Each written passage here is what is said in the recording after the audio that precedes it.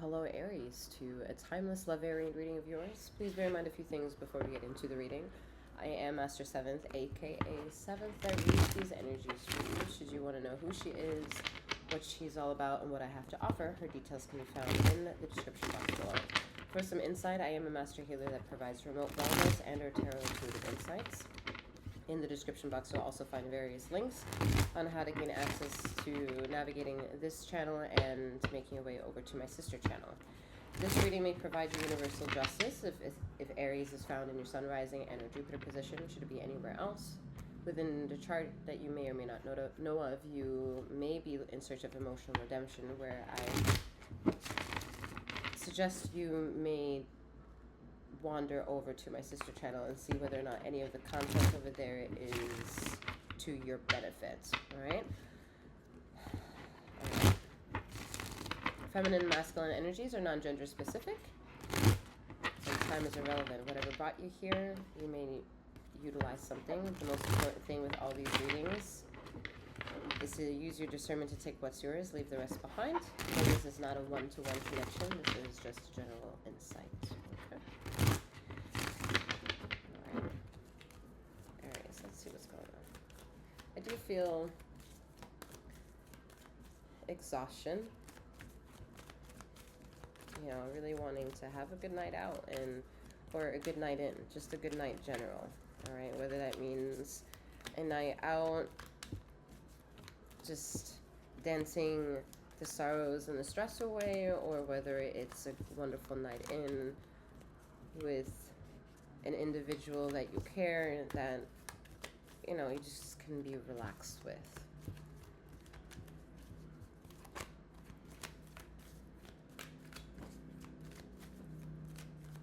I do feel a need for someone to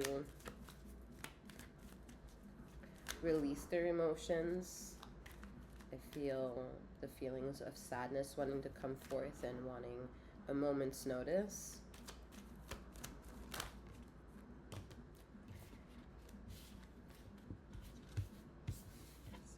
It's a lot.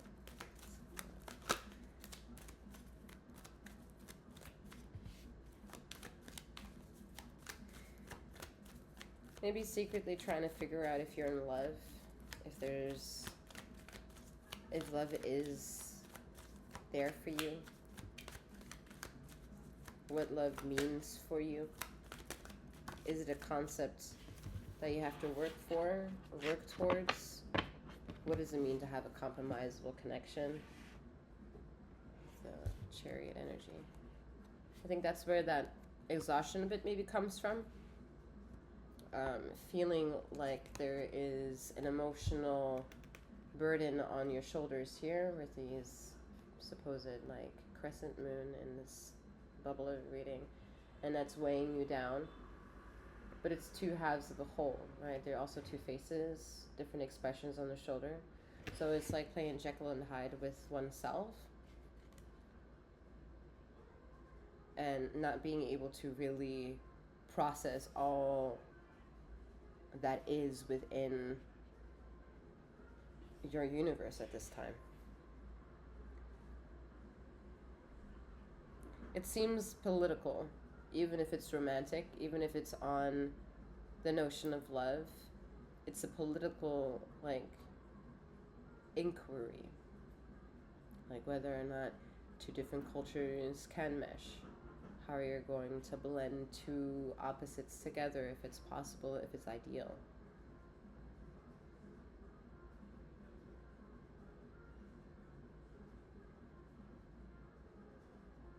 And at the same time, while those concerns would address one emotion, there's a similar emotion of a different degree of, well, it may be controversial, but it's something that I would never really turn my back to. So it's two real emotions of opposite ends trying to figure out how it's going to make a decision for itself. And maybe you can't really identify what requires change,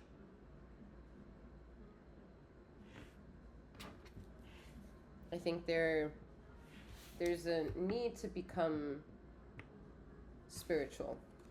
And however that word triggers you gives then room for your individual self to try to figure out how to define that definition once you hear that,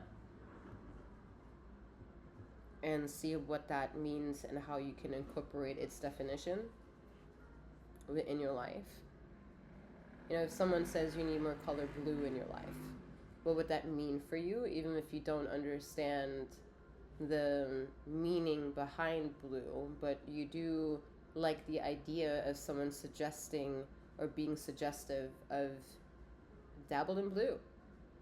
And maybe you go into your private world and you decide to switch things up and wear more color blue, or wear blue makeup, or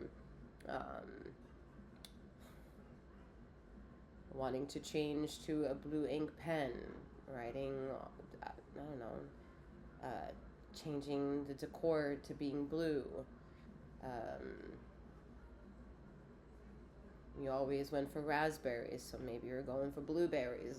I don't know, like there's something, a difference that you are nudging towards, that you secretly need permission to go and do, and little did you know it took someone else to kind of nudge you to see yourself arrive at the destination that more or less you probably could have taken yourself on your own, you know. And so see whether or not you can become fulfilled with yourself, with what certain words make you feel, by determining if you have a definition, and then explore the fact that you can make definition, like that you can make up a definition. You know, it's, last I checked, not a single person asked me if I'm okay with the dictionary giving us A, B, and C of different ways to use the same word, to give us a definition of what the word is, when they're all very different subcontexts of how the word can be used. That doesn't define the word, or does it? You know, or when you catch yourself looking up a word and then it uses the word in the definition. Like, how does that help anybody? You know, and nobody votes on that shit. That's actually important. You know, it's important for integration of self. Maybe to not look like an idiot when you turn in a paper. You know, like, I don't know. But there's certain things that are important, and some things are not. And the only thing that kind of sways how it's going to be depicted is your perspective on it. Like, it might be too unbelievable to accept, too raunchy to really fit in anywhere perfectly. You know, maybe leaving a bitter taste of of what a person may perceive about you. They may think bittersweet about you.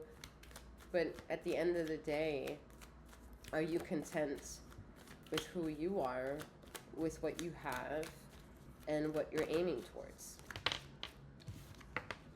Ace of Cups suggests that you are adamant to ensure that that quality of well-being always returns to you.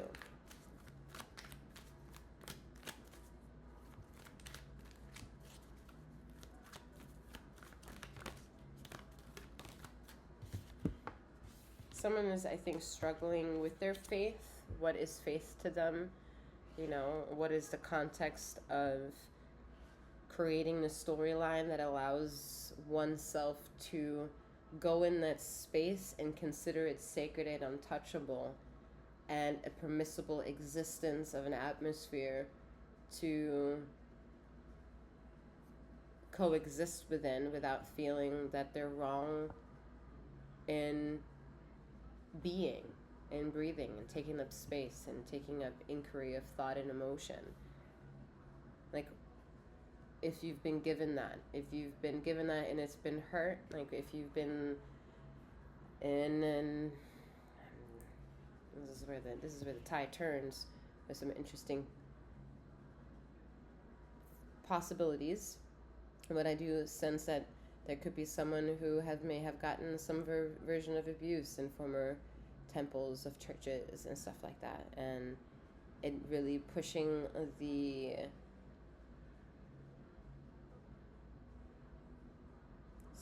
sandbag feeling of your own divinity, because what you thought isn't, and what you want to become can't express itself because there was a feeling of abuse, or there was abuse, and it created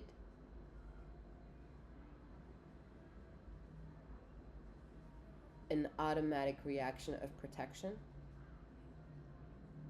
Sometimes people remember what happens for them to get into the warrior state of, okay, now I have to protect myself, and sometimes people don't know, and the memory suppresses it because the individual is feeling so much that the body realizes through all its nerve receptors that it doesn't want to experience that trauma again, and it will do everything possible to avoid that from happening again. That's how intellectual the body is. And if you really become interested in how the organic body exists, it can be very mind-blowing. The amazing stories that people have, and you being able to navigate how something can be truthful and it be real, or how someone's truth could be their truth but a lie to you.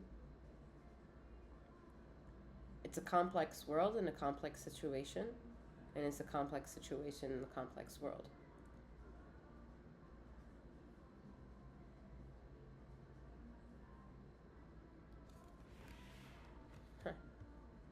That was an interesting little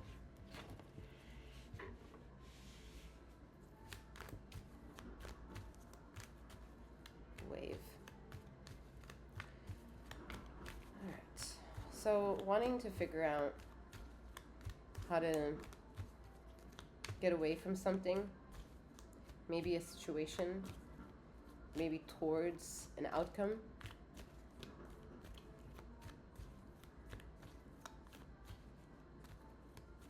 How to return to something from the past without it leaving you again. Look at that. Justice with the 8 of Cups. Returning to something without it leaving again.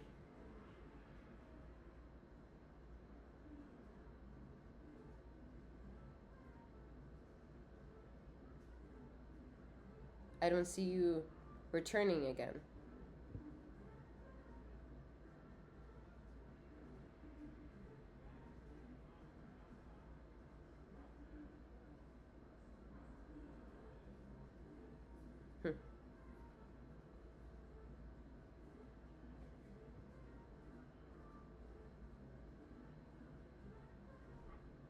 I feel like some of you are choosing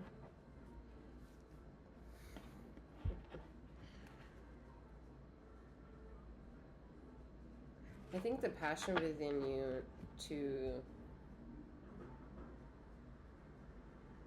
confirm something at this moment is almost making you blind to love.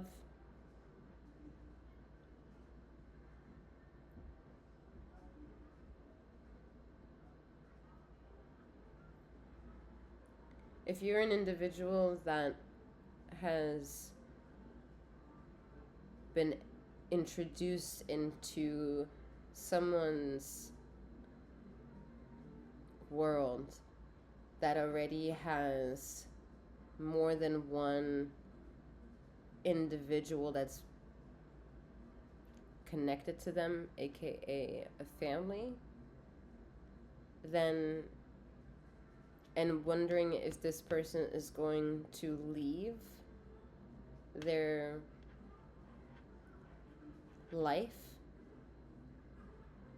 and choose you,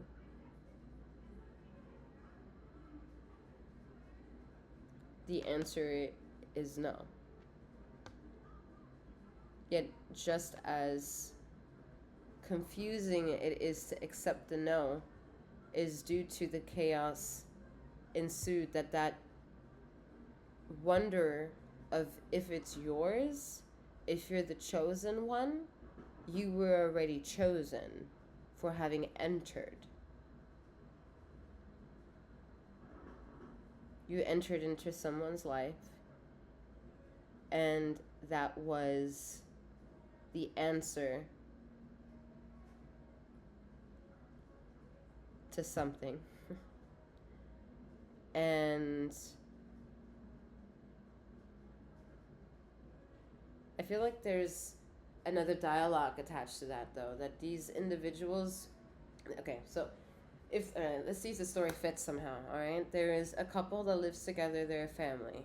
They're not really expressive with one another. It's argumentative with whether or not they're happy. Okay, one's in one aspect, the other is in another aspect of a niche. They have two very opposite lives from one another, yet they have a form and function. Okay, the Justice in the Chariot provides that there is a form and function that's happening within that connection. And then Aries comes in somewhere along as this third party element, and now is maybe wondering if they are just chosen one. What yet Aries is not seemingly seeing is that Aries, having been introduced to that connection, you were already chosen. So to think that you are now going to be chosen is, I think, the wrong question. So when you're then hearing that the person is not choosing you, it's a late answer to the person already having chosen you. So there is the chaos of the mind because of the emotions that doesn't understand what it is, what are the variables that are making sense of the situation, and then be able to then address how to assist the variables that don't make sense or elevate the connection in any way to be removed. There's not one clear member of the variables of these connections here, the storyline, that know what they want.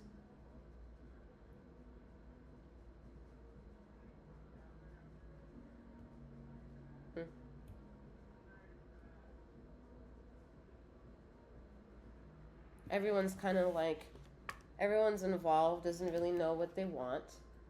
They're all kind of looking at their option and stuck within figuring out why everyone is who they are. Yet while their focus is on one thing, there's something else happening that they're not paying attention to.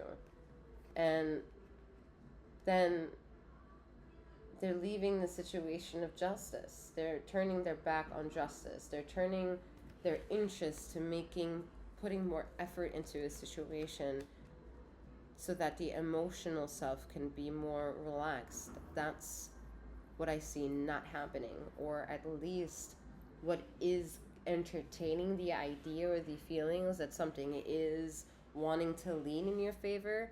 It's based off of questions that already have had answers. You just may not want to accept those answers for what they are, letting them go, and then maybe have new questions. But someone's asking the same question over and over again. If you've met this person, if you hung out for more than a second with this person in the flesh, that person has already chosen you. So to think that when you then leave the situation of the connection, that meetup, and wondering if this person is choosing you by leaving whatever, again, the decision is choosing you. That's a wrong question to ask. I hope you can see where this is coming from some way or another. All right, we have the Hierophant. Okay, so yeah, I mean, this requires heavy hitters, heavy hitters. All right, heavy hitters of acknowledgement, and yeah, heavy hitters of acknowledgement, because this is testing each individual's,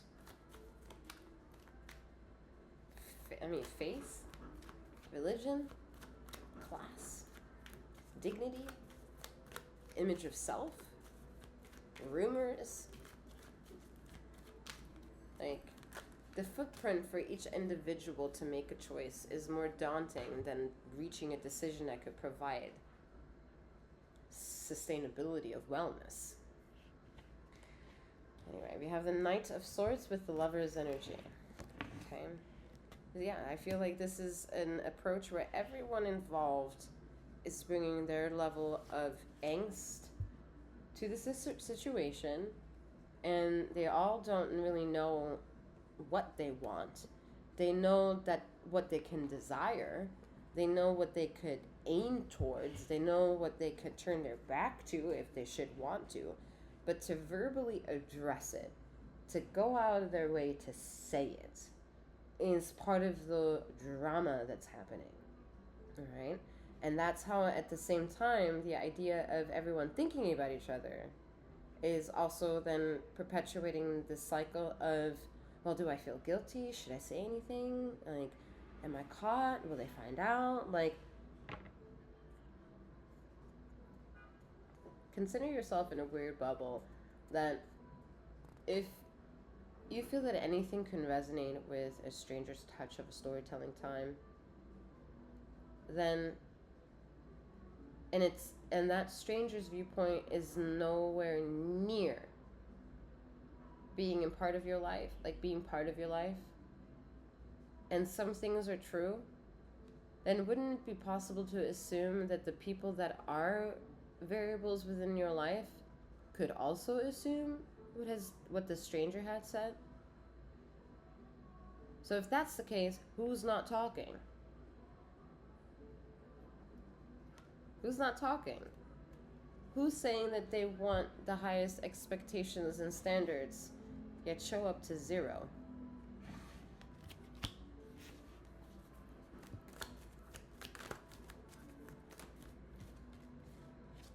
King of Wands.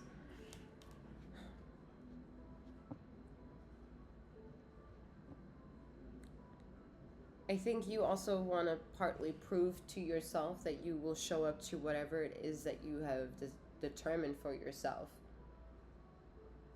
However well it functions and whatever chaos it brings, you're always willing to fight for. And I think that's a character trait of yours, Aries, that is admirable, because I do see you wanting to come from an element of the highest respect, the highest order. Okay, you are someone that wants to aim for the highest ranking, be the best at something, maybe get respect for being the president of something, the CEO of something. You like the reward of things. You like being compensated for a job well done. You like being acknowledged for the work ethic that you do.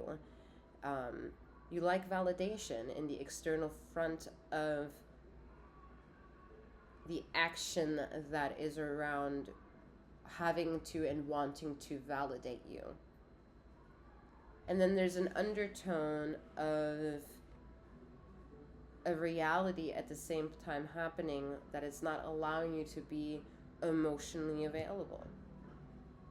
Because I don't think you can achieve it on your own. I don't think you've done this on your own, even to like 80%. You don't have to be 100%. I mean, this whole journey is not about it being perfect. And only doing 50% is really not gonna make a lot of change. But if you're 100% show up to the 50%, boy, your profits could probably marginalize greatly. Because you take yourself 100% seriously and take everything into account. Interesting. All right, Aries, that's all I have for you at this time. I'm wishing you a wonderful morning, noon, or night, whenever you are listening to these messages. And may you keep flowing, growing, and glowing. Take care.